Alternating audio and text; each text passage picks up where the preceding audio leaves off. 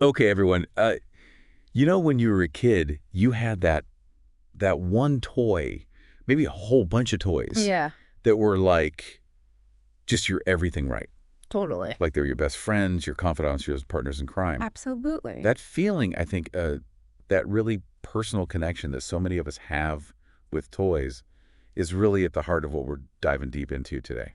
It's amazing how one film can tap into that universal childhood experience Yeah, and, along the way, completely change how we make and watch animated movies forever. for sure. And the film we're talking about is, of course, Toy Story. The 1995 classic. Yeah, and going through all of our sources, it's been so interesting to see how many different perspectives there are on this movie. Yeah. We have these incredibly enthusiastic reviews, Yeah. like these love letters to Toy Story. Oh, yeah. And then you also have some really critical analysis, Oh. some even calling out some pretty big plot holes. We've also got tons of behind-the-scenes info from IMDb, like frequently asked questions, cast interviews, all of that good stuff. Fun facts. Yes. Yeah. So in this deep dive, what we really want to uncover is why Toy Story is still such a big deal. All right. Why are we still talking about it? What made it such a game changer for animation? And what are some of the criticisms that people still have? Yeah. We want to paint the full picture here. Definitely. And you can't talk about Toy Story without talking about how groundbreaking the animation was. Of course. This wasn't just a cartoon. This was the first full-length feature film made entirely with computers. Wow. Like, think about that. Yeah. It didn't just use computers. It invented a whole new way of visual storytelling, Yeah. shifting from hand-drawn cells to a digital canvas. It really did. And sources from back then were just blown away by what Pixar accomplished. Yeah. It was a new era of animation, and some reviewers even said they were just floored by the visuals, especially compared to what Disney was doing with traditional animation at the time. Right. And it's funny to think about now, but one of our sources pointed out that even though the CGI was revolutionary, it wasn't necessarily going for that hyper-realistic look Yeah.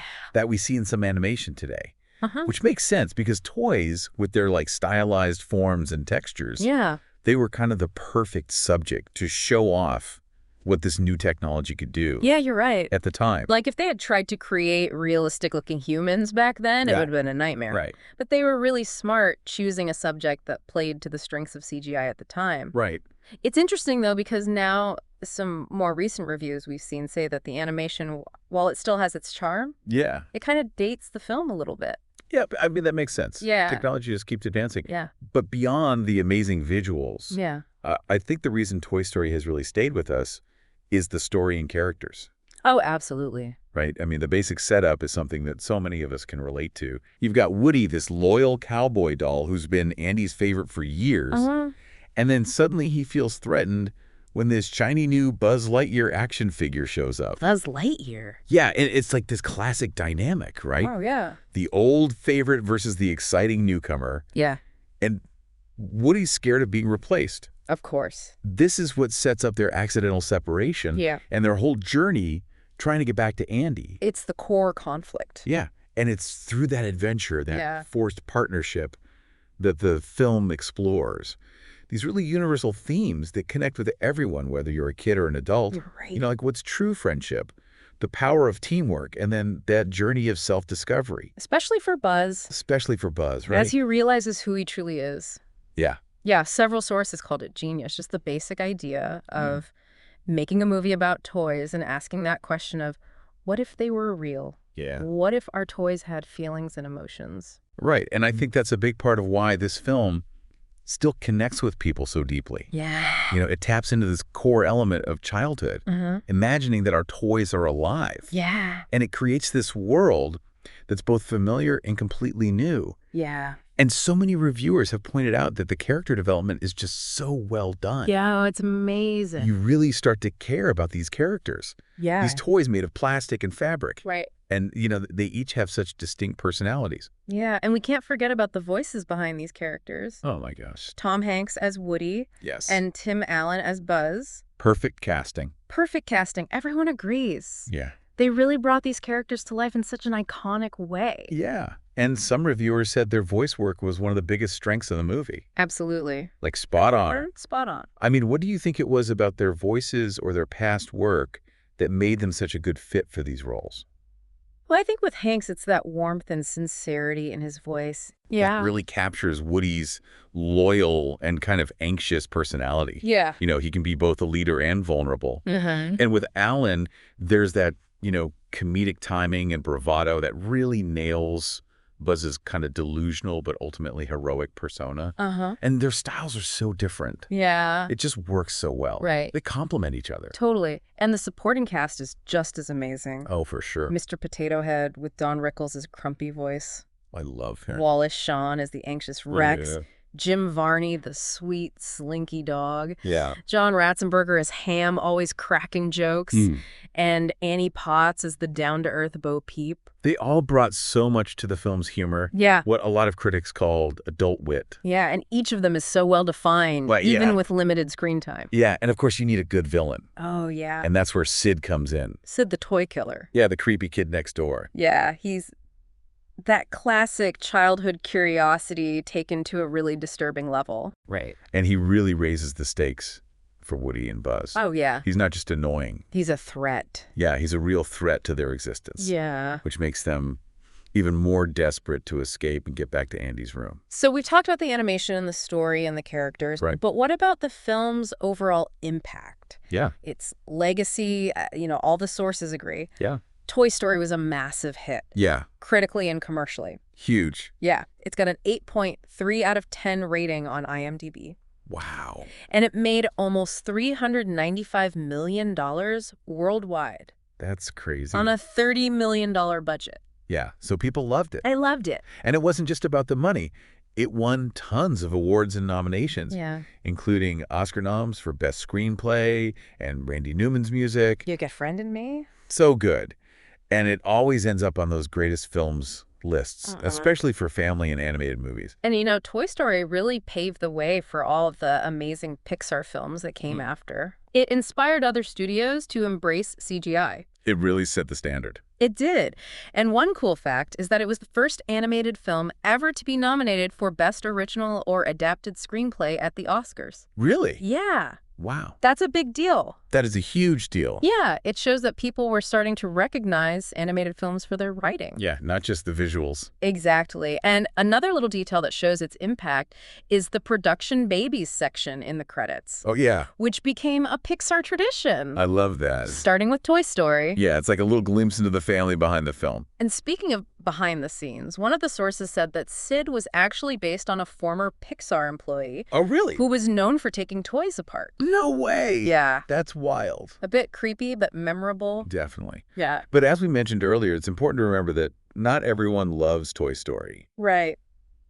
We did find a pretty critical review that brings up some interesting points. Yeah, it's about balance. Yeah. We have to present a balanced view. Right. Even for a film that's as popular as this. For sure. This reviewer argued that even a kid's movie needs to make sense. Yeah, and they had some specific examples. Yeah. Like one of their main points was about Buzz Lightyear. Right. They questioned how Buzz could believe he's a space ranger, Uh-huh. but then let Andy play with him, Right. like moving him around like a toy. Yeah, and not questioning this giant being. Right. And not trying to communicate with him. Yeah. About his mission. The good point. And they also brought up Buzz's helmet. Oh, yeah. Like, how could Andy have owned this toy for so long and never pressed the button that opens and closes the helmet? It seems like something you would do. Right. It's a small detail, but to this reviewer, it showed a lack of attention to detail. Yeah, I see that. And then there's the escape scene. Yeah. Remember when Woody and Buzz are chasing the moving truck? Yeah. And they're in the middle of the street? This reviewer thought it was weird that there were no other people around. Yeah. And how did they open the back of the moving van Yeah. and climb in without the driver noticing? And they thought it was strange that Andy's car was parked right in front of the moving truck. Like the truck driver wouldn't see it? Right. And then there's the scene where the car honks at Woody in the road. Oh, yeah. Like, why would a driver honk at a toy? And then just drive over it. Yeah. These are all moments that took this reviewer out of the story. Yeah, I get that. And they also mentioned the timing of Andy's shout at the gas station. Yeah. Like he shouts just as the toys are about to be seen, so they freeze. Right. Yeah. What if he hadn't shouted at that exact moment? That's a good question. And ultimately, this review boils down to one big question. Okay. Why can't the toys just tell the humans they're alive? Yeah. Like, the film never really explains that. So this reviewer felt that these plot holes made the film feel illogical, Yeah. even for a kid's movie. Right. It's definitely a different way of looking at a film that so many people love. Yeah, it's a good reminder that everyone has different opinions and focuses on different things. For sure. Now let's talk a bit about Pixar and Disney. Okay. Their relationship is a huge part of the Toy Story story. Absolutely. And our sources highlight how successful and influential that partnership has been.